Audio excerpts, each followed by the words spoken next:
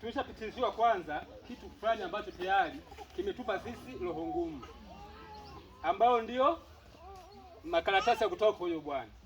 Sasa kwa sababu wataalamu wetu wapo hapo, watuthibitishie alichokiongea si sahihi au ni sahihi, na kama si sahihi tukapata nafasi ya kuweza kuchangia tena mchango huo, lakini kama ni sahihi naomba kuwasilisha.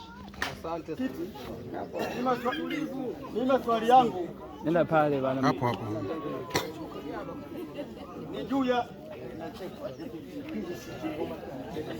nilikuwa napenda kuuliza michango ya sisi wanakijiji, tunaambiwa kwamba tuchangie kuhusu shule ya matunzo ya choo. Kuna taratibu walizonazo kijiji hapo, wakitaka kuja kuchimba kifusi maeneo yale ya standard gauge, wanakuja kuwaona uongozi, simtaji nani wala nani. Je, zile pesa zinazopatikana kule kwa nini zisichimbe choo?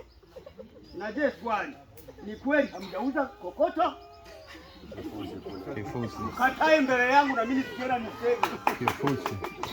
Halafu la pili, ninachokilalamika, nataka mratibu elimu atuambie hizi siku ngapi walizofukuza wanafunzi, karatasi imeenda wapi na wapi, ili tujue. La tatu la mwisho, mwalimu mkuu ana tabia kutisha watu wazazi kwamba nafukuza.